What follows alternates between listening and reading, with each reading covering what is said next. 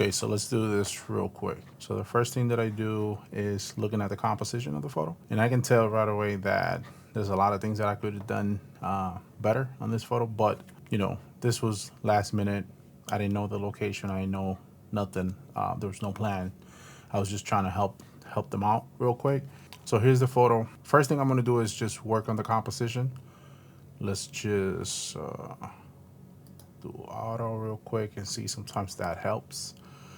And then I'm just gonna crop this. It's a lot of stuff going on here that I generally don't care about. Hit enter. And then immediately I'm gonna go to my pack. This is just a Lightroom pack that I did. I use it in every single photo, and just my Lightroom preset that I created from scratch. I think this preset looks pretty well. It's called Dreamy. Obviously, you have to work on the white balance, so let's do that real quick.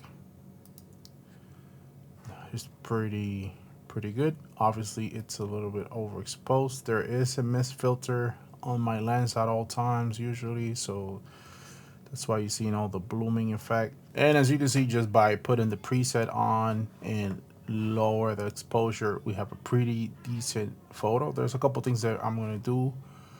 So let's just select the background, create a mask, select the background, lower a tiny bit the exposure there. Looks pretty decent. And then I'm just going to, I want the focus to be obviously on them. So let's just do this real quick. Just a tiny bit. Probably do that here as well. I wanted to do this preset as user-friendly as possible.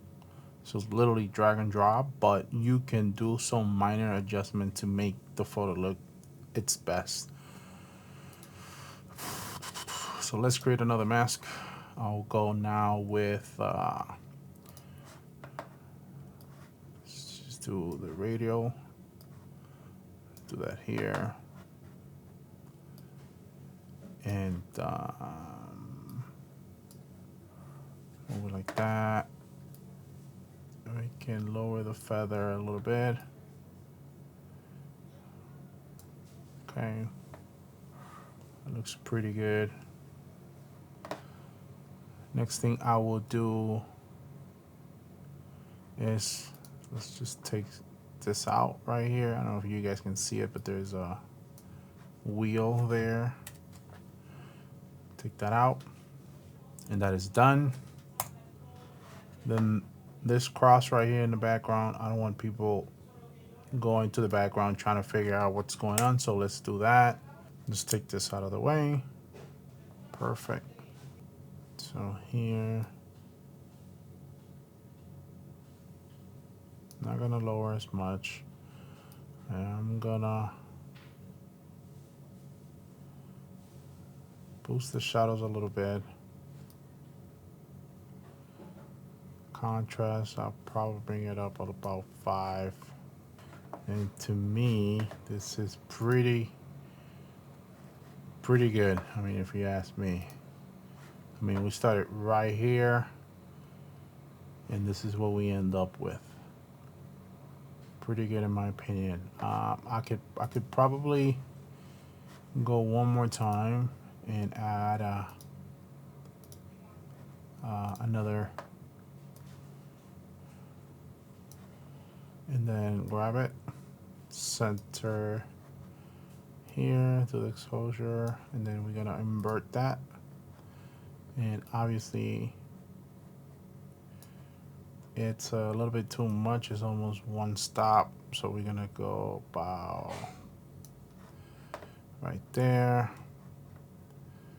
But then let's make this a little bigger.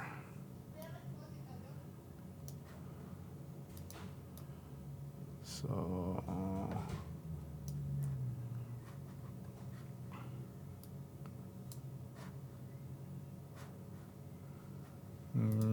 probably let's do 50. And it up. Yeah, well, mom and dad faces to be. Yeah, that looks pretty good. This is what we started with, and this is what we end up with. I mean, I think it's pretty good. I mean, we only spent I don't know, about 5 minutes on this photo. But then again, you can go back and I can do a little bit more cropping here so I can tell. I want to make sure. There you go. Yep, that looks a lot better. That looks a lot better. If you're interested, go to the link that I'll be posting in the comments below, and go grab yourself the preset. It's about 13, 15 presets that you can utilize in Lightroom preset. Like I said, it's drag and drop, make some changes to the white balance, and you'll be golden. And from there, make sure to experiment. I mean, presets are just that, give you a starting point, and then you can, build from there. And then you can actually make your own preset out of that preset. That's why at the beginning I started buying presets and understanding the color science and understanding my personal camera. I've tested these presets with Canon and Sony cameras, so it's a pretty straight shot.